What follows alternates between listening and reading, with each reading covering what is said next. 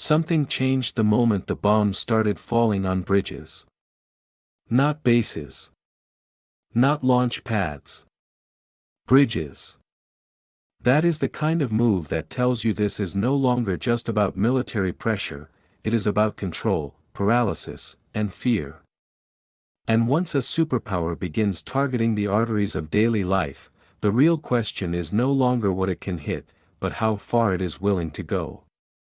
Before we begin, subscribe to the channel and support our work so we can keep bringing you sharp, honest analysis on the forces reshaping America and the world. Hello and welcome. I'm Alex. For years, I've studied the intersection of economics and politics, and today, we break down what's shaping our world.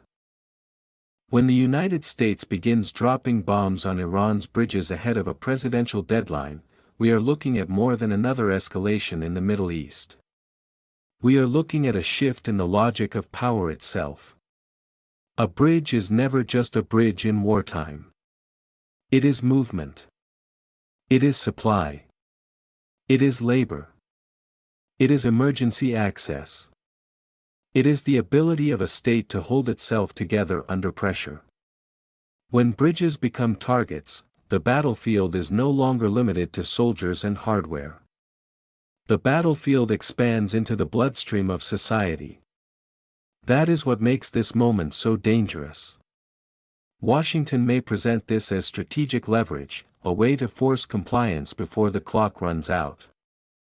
But infrastructure warfare carries a deeper message. It says the objective is no longer simply to punish military capacity. It is to interrupt national function. It is to make ordinary life slower, harder, more expensive, and more uncertain. That is how modern coercion works. It does not always begin with occupation. Sometimes it begins with disruption. Sometimes it begins with forcing a country to feel its own fragility in real time. And that matters far beyond Iran. Because once civilian connectivity enters the target set, the consequences spread outward fast. Markets respond. Insurance prices rise. Internal transport weakens. Public anxiety deepens. The cost of doing ordinary things starts to climb. This is where politics and economics merge with brutal clarity. Destroying a bridge is not just a military act. It is a financial event. It alters logistics, confidence, and risk pricing all at once. It tells every trader, every driver, every family, and every regional government that the rules are getting darker. Here is the hard truth: leaders often believe this kind of pressure proves strength. Sometimes it does the opposite. It can expose desperation behind the display. It can harden the target rather than bend it. It can generate tactical disruption while creating long-term strategic instability. History is full of governments that believed they could manage escalation by attacking infrastructure. Many discovered too late that pressure is easy to unleash and much harder to contain. So this is not just the story of bombs hitting concrete. It is the story of a threshold being crossed. Once bridges are fair game, the war is no longer operating at the edge of society. It is moving into the center. And when that happens, the world should stop asking whether this is serious. The world should start asking what comes next. Trump's deadline politics, force, theater, and coercive timetables. Deadlines in politics are rarely just about time. They are about dominance. They are about forcing the other side to make a decision inside a box that you built, under a clock that you control, while the whole world watches. That is what makes Trump's deadline strategy so dangerous in this moment. It is not simply a demand aimed at Iran. It is a public performance of power designed to compress fear, speed, and perception into one instrument of pressure. On the surface, that kind of politics looks strong. It feels clean. It feels decisive. A president gives a warning, sets a line, and dares the other side to cross it. For a domestic audience, that can be powerful theater. It sends a message that the United States is in command, that Washington is not hesitating, and that Trump is willing to do what others would not. But the problem with deadline politics is that it often creates the image of control at the exact moment real control is slipping. Because once a deadline is public, it stops being only a diplomatic tool. It becomes a political trap for everyone involved. Trump cannot easily step back without looking weak to his supporters, his rivals, and America's allies. Tehran cannot easily yield under open pressure without looking humiliated at home and weakened across the region. That is why public ultimatums are so volatile. They reduce room for quiet bargaining and raise the price of compromise. They turn strategy into spectacle, and spectacle has a way of trapping leaders inside their own rhetoric. This is where power structure matters.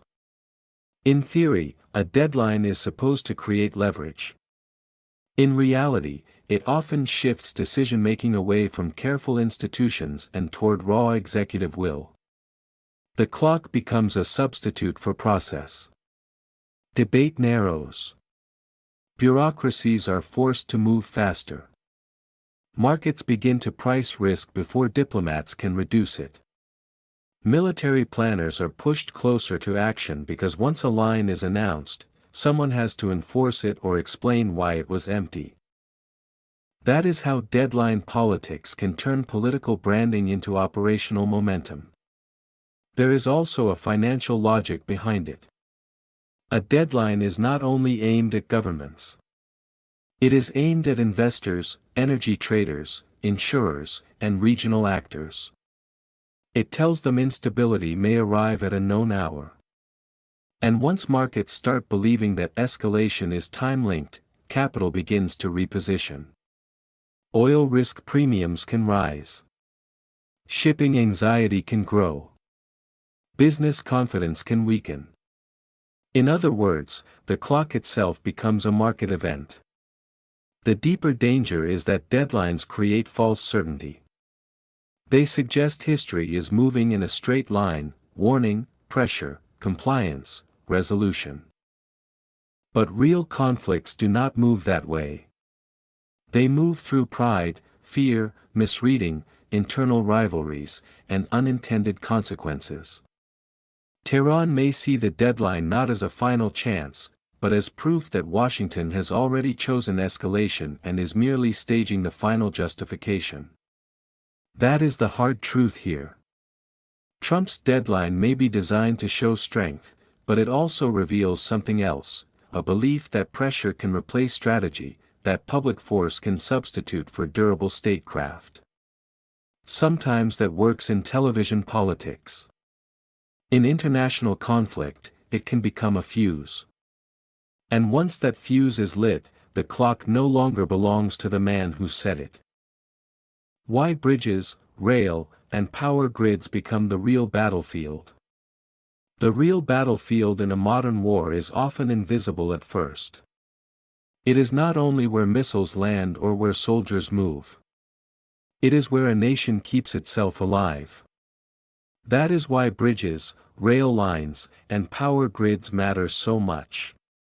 They are not background structures. They are the operating system of the state. They are what allow food to move, labor to arrive, fuel to circulate, hospitals to function, and government authority to feel real in daily life. Once those systems are threatened, the conflict moves beyond the front line and into the architecture of survival itself. This is the part many people miss. Military power is only one layer of national strength. Underneath it is logistical power. Underneath that is economic continuity. And underneath that is public confidence that tomorrow will still work. A government can have weapons, speeches, flags, and formal sovereignty.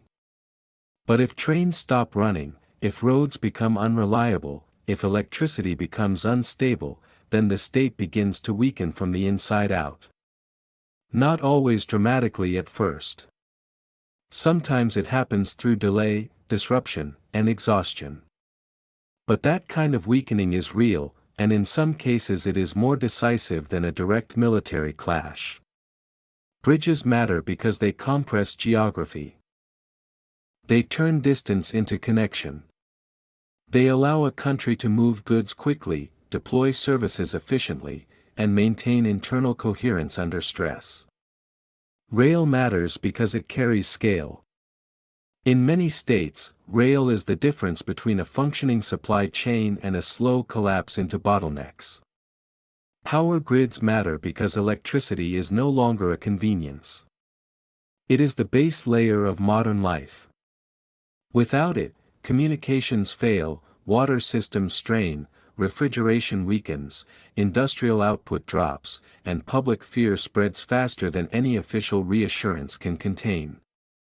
That is why infrastructure becomes the real battlefield. Not because it is dramatic, but because it is foundational. A state does not need to be conquered to be destabilized. It only needs to lose enough reliability that ordinary people start adjusting their lives around uncertainty. That is where financial logic enters the picture.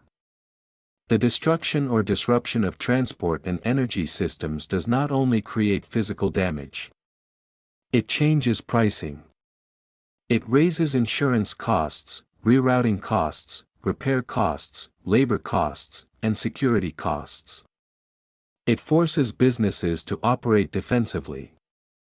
It weakens output. It distorts investment decisions. It pushes the economy away from growth and toward survival mode. And once that happens, the political consequences begin to multiply. A government under pressure must spend more just to preserve basic function. It diverts money from development into emergency response. It loses efficiency. It loses room to maneuver. It begins to look less like an authority managing a crisis and more like a structure reacting to one. That perception matters because power is not only about force. It is also about the public belief that the system still works. This is why I say the real battlefield is not only where bombs fall. It is where systems are interrupted. When bridges, rail, and power grids enter the center of conflict, war is no longer just trying to damage capacity. It is trying to fracture normal life. And once normal life becomes the target, the conflict becomes deeper, colder, and far more dangerous than many leaders are willing to admit. The oil artery, Hormuz, Kharg Island, and the financial logic of escalation. What makes this crisis so dangerous is not only the bombs, the deadlines, or the public threats. It is the oil beneath all of it. It is the financial circuitry running under the battlefield. It is the fact that once pressure moves toward the Strait of Hormuz and Kharg Island, this stops being just a military confrontation and becomes a struggle over the pricing of fear in the global economy. And when fear gets priced into energy, the consequences do not stay in the Gulf. They move into every market, every supply chain, and eventually into the everyday life of American households. The Strait of Hormuz is not simply a narrow passage on a map. It is one of the most sensitive economic choke points on Earth. It is where geography turns into leverage. It is where military tension becomes market volatility with brutal speed. Kharg Island carries similar weight from a different angle. It sits at the heart of Iran's oil export architecture, which means it is not only a strategic site for Tehran but a pressure point in the wider regional energy system. Once those nodes are drawn into the logic of escalation, the conflict is no longer just about punishment or deterrence. It becomes a contest over who can manipulate vulnerability without triggering systemic shock. That is the financial logic of escalation. In modern conflict, states do not only strike what an enemy values militarily. They target what the global economy depends on structurally. Oil is not powerful merely because it fuels machines. It is powerful because it shapes inflation, confidence, shipping, manufacturing, and political mood across continents. The moment markets believe Hormuz could become unstable or Kharg Island could become more exposed, the response begins before any total shutdown happens. Traders reprice risk. Insurers widen premiums. Shipping calculations change. Governments start quietly preparing for tighter energy conditions. Fear begins to circulate before supply fully breaks. This is where power reveals its deeper form. Many people still think war is mainly about territory, troop movement, and weapon systems. But the more sophisticated truth is that modern power often operates through bottlenecks. Control the bottleneck, threaten the bottleneck, or destabilize the bottleneck, and you can reach far beyond the physical strike zone. You can pressure currencies, investment expectations, freight costs, and political stability all at once. That is why the battlefield around Iran matters so much. It is sitting directly on top of an energy artery the world cannot easily ignore. And Americans need to understand this clearly. When oil risk rises, it does not remain trapped in the world of foreign policy experts. It moves fast into gasoline prices, transportation costs, business sentiment, and inflation expectations. It adds stress to working families. It complicates monetary policy. It makes economic recovery harder to protect. That is why every bomb near a strategic energy corridor carries a second detonation inside the financial system. Washington may believe pressure on Iran strengthens its bargaining position. Maybe in the short run, it does. But once escalation touches the arteries of oil transit, no one controls the consequences alone. At that point, the market becomes an actor in the conflict. And markets are ruthless. They do not care about speeches. They do not care about political theater. They respond to uncertainty, and they punish instability without waiting for permission. Civilian infrastructure and the moral-legal fault line. There is a point in every conflict where strategy stops sounding clean and starts revealing its moral cost. This is that point. Because when civilian infrastructure enters the target list, war is no longer speaking only in the language of military necessity. It is speaking in the language of pressure applied to ordinary life. And that is where the legal argument becomes inseparable from the moral one. The defenders of these kinds of strikes always begin from the same place. They say bridges, rail systems, and power structures can serve both civilian and military purposes. They say modern states use integrated networks, and that means dual-use infrastructure can become part of a lawful target set under certain conditions. On paper, that argument can sound technical, disciplined, even reasonable. But war does not live on paper. War lives in consequences.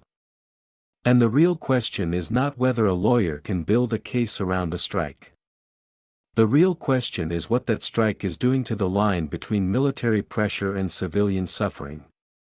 That line matters more than many leaders want to admit. Because once a state begins targeting the systems people depend on to move, work, receive care, and maintain basic routine, it is no longer simply confronting an adversary's armed capacity.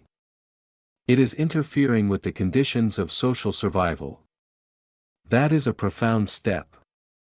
It changes the meaning of force. It changes the public perception of legitimacy. And it changes how the rest of the world judges the intent behind the campaign. This is where moral credibility becomes a strategic asset, not a sentimental one. Washington may believe it is acting from a position of strength. Trump may believe deadlines and visible pressure show resolve. But if the methods used begin to look like coercion through civilian disruption, then the United States risks weakening the very legitimacy it needs in order to sustain support at home and abroad. Power does not remain credible simply because it is powerful. It remains credible when it is seen as disciplined, bounded, and visibly conscious of what it must not become. The deeper danger is that once civilian pain becomes politically useful, the structure of decision-making starts to corrode. Legal categories can be stretched. Proportionality can be framed more loosely. Harm can be described as regrettable but necessary. That is how states slide from restrained force into normalized excess. Not in one dramatic speech, but through the repeated bureaucratic acceptance of methods that would have once seemed too dangerous, too reckless, or too morally compromising to defend in public. And there is something else Washington should never forget. A population under internal strain does not always respond to outside pressure by blaming its own rulers first. Sometimes it does the opposite. Sometimes people who are frustrated, divided, or exhausted rally around the simple instinct of national survival. When daily life is disrupted by external force, the political target can become harder, not softer. The strike may damage infrastructure, but it can also rebuild emotional loyalty to the state under attack. That is why this is not only a legal question. It is a question of strategic wisdom.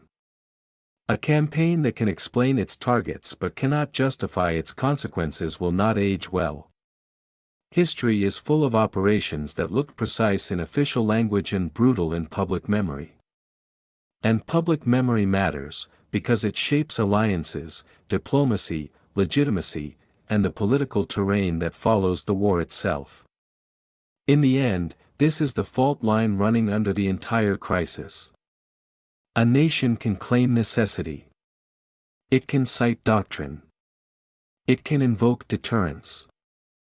But once it starts using civilian infrastructure as leverage, it is no longer just testing the limits of an adversary. It is testing the limits of its own moral architecture. And when that architecture begins to crack, even tactical success can come wrapped in strategic failure. The escalation ladder, retaliation, regional spillover, and strategic miscalculation.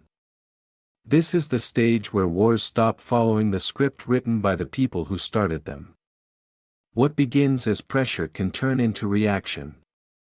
What begins as signaling can turn into spread. And what begins as a so-called limited strike can become a regional chain of consequences that no one fully controls. That is why the escalation ladder matters so much here. Not as a theory for think tanks, but as the real structure through which this conflict can widen. The danger is not only that Washington is applying more force. The danger is that every move now creates incentives for another move somewhere else. The United States may believe it is sending a clear message to Iran. Trump may believe that deadlines, pressure, and visible action establish dominance. But conflict does not work like a one-way transmission. Tehran is not a passive audience. It is a state with its own internal pressures, its own credibility concerns, and its own regional tools. The moment one side escalates publicly, the other side begins searching for ways to answer without surrendering its position. That is how retaliation enters the picture. And retaliation does not have to mirror the original action to be effective. In fact, it usually does not. If direct symmetry is too costly, the response moves sideways. It looks for shipping lanes, partner states, energy infrastructure, cyber targets, proxy networks, or maritime pressure points. In other words, once the conflict climbs one rung, the next rung may appear in a different location entirely. That is what makes regional spillover so dangerous. The map of escalation is never limited to the map of the initial strike. This is where strategic miscalculation becomes the central threat. Every side tells itself it is acting with precision. Every side tells itself it is restoring deterrence. Every side tells itself it can calibrate the level of pain without crossing the threshold into a much wider war. History is filled with leaders who believed exactly that. Many of them learned too late that the other side was operating under a completely different political logic. Resolve can be misread. Restraint can be misread. Even silence can be misread. And once multiple capitals begin making decisions under pressure, confidence becomes one of the most dangerous forces in the room. There is also a structural reason this moment is so unstable. The region is packed with overlapping vulnerabilities: oil transit routes, allied facilities, armed groups, contested waterways, exposed infrastructure, and governments with very different risk tolerances.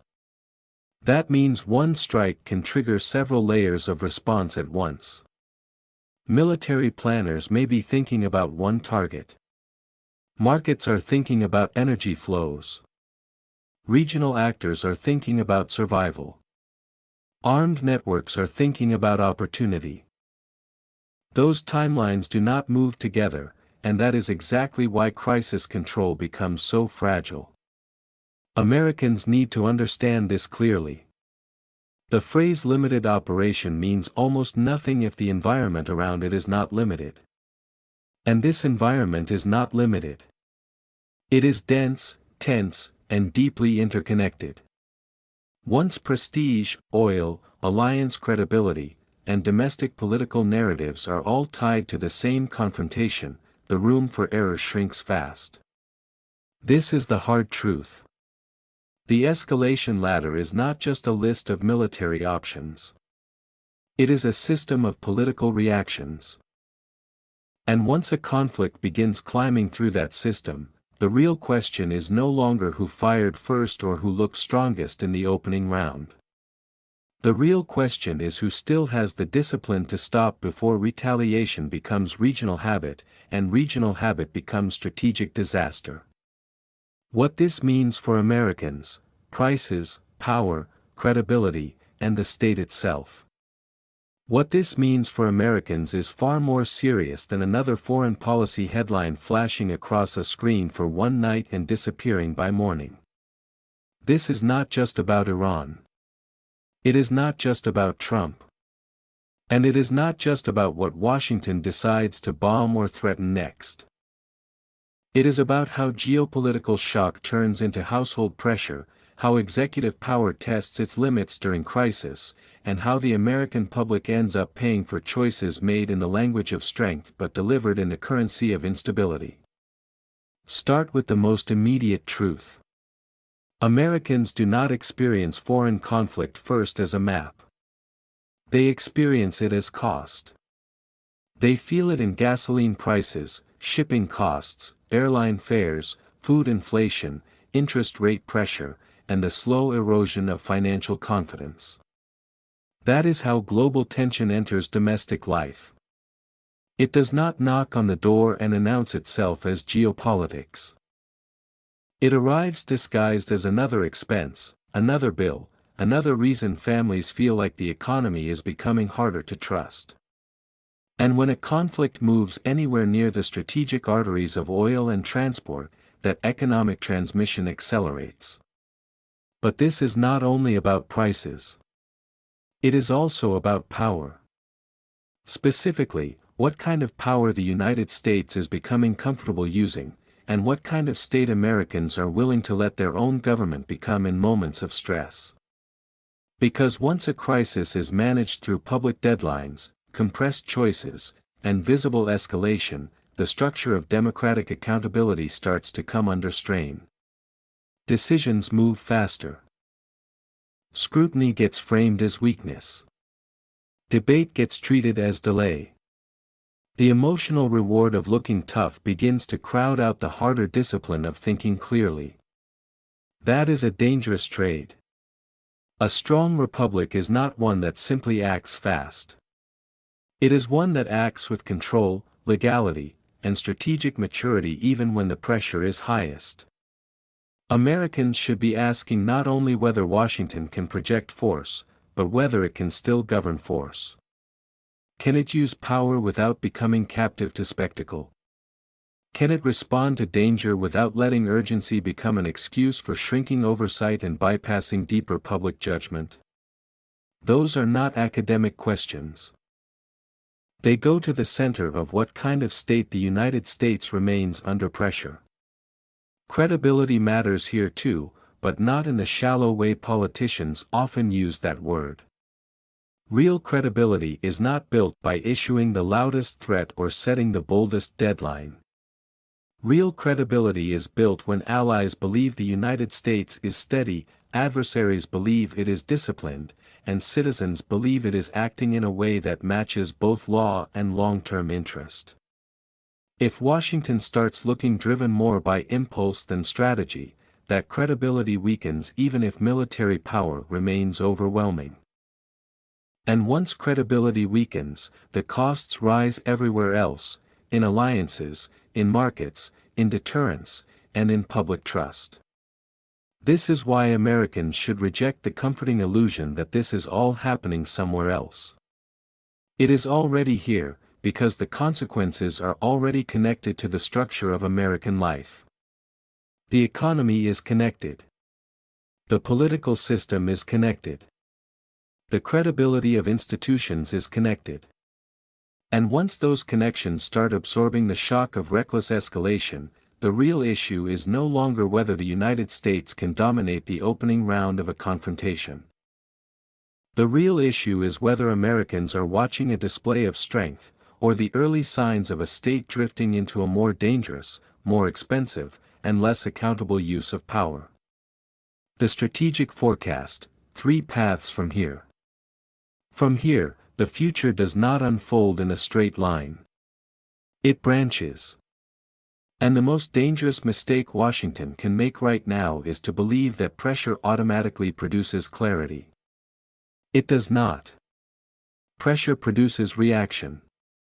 It produces adaptation. It produces new calculations inside Tehran, across the Gulf, inside energy markets, and inside the American political system itself. That is why any serious forecast has to begin with humility. Once the United States starts reshaping the conflict through deadlines, infrastructure pressure, and visible escalation, the next phase is no longer controlled by intent alone. It is controlled by how every major actor interprets risk, survival, and opportunity. The first path ahead is controlled coercion. This is the scenario many officials would prefer to believe is still possible. In that version, Trump's deadline politics and Washington's pressure campaign succeed in creating just enough fear to push Iran toward restraint without triggering a broader regional rupture. Tehran absorbs the shock, calibrates its response, and chooses endurance over expansion. Oil markets remain tense but do not break into full panic. Allies stay nervous but aligned. Diplomacy, whether public or through back channels, quietly re-enters the room. This is the cleanest path on paper. But it depends on something rare in moments like this. Every side has to decide that a partial step back is better than the emotional satisfaction of proving resolve. That requires discipline, and discipline is usually the first casualty of prestige politics. The second path is regional chain reaction. This is not the most dramatic possibility, but it is the most structurally plausible if escalation continues. Iran does not need to mirror Washington strike for strike in order to widen the cost. It only needs to make the environment feel more dangerous. That can happen through shipping pressure, regional proxies, cyber disruption, energy-linked threats, or indirect action against exposed partners. Once that begins, the conflict stops being a confrontation between two capitals and becomes a distributed crisis across multiple arenas. Markets would react quickly. Insurance costs would rise. Strategic waterways would come under greater stress. Gulf states would recalculate their own exposure. And Washington would face a trap it has entered before: escalate further and risk a larger war, or hold back and risk looking unable to control the consequences of its own opening moves. The third path is strategic overreach, and in my view, this is the scenario Americans should watch most carefully. Not because it is guaranteed, but because it is the easiest to miss in real time. Strategic overreach does not always look like failure at first. Sometimes it looks like momentum. It looks like confidence. It looks like a White House projecting force and dominating the headlines. But underneath that surface, the structure can already be weakening. If Washington mistakes disruption for success, if it assumes visible pressure equals durable leverage, then it may find itself winning tactical rounds while losing the larger political and economic contest. Tehran may harden instead of bend. Regional distrust may deepen instead of recede. American credibility may erode not because the United States lacks strength, but because it used strength in a way that looked increasingly detached from a stable endgame. That is my forecast in the clearest possible terms. Infrastructure pressure and deadline-driven escalation can create immediate leverage, but they rarely create durable order on their own. They can shake an adversary. They can move markets. They can dominate the news cycle.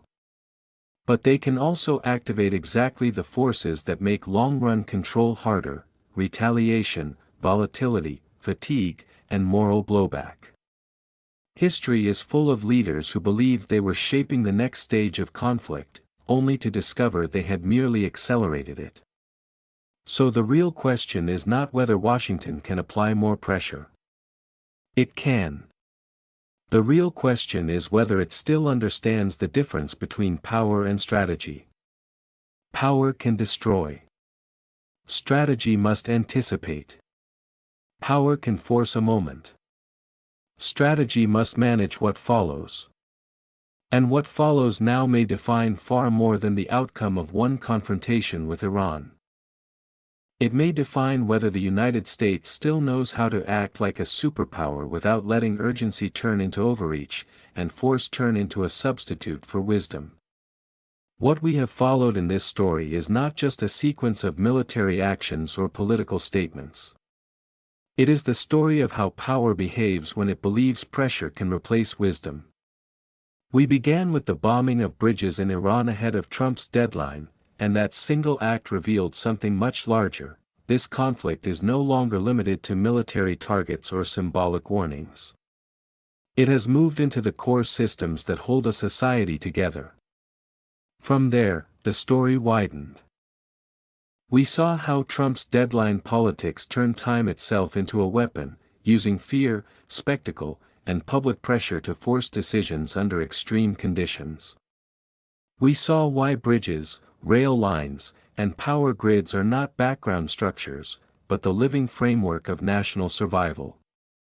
We saw how the Strait of Hormuz and Kharg Island transformed this confrontation from a regional clash into a global economic threat, where oil, markets, and household stability are tied directly to military escalation.